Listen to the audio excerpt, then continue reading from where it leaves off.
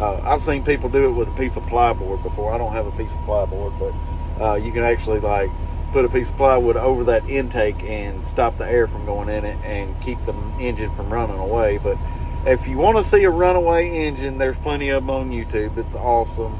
KT3406E has a couple Detroits that he burned up on purpose, and then there's some that are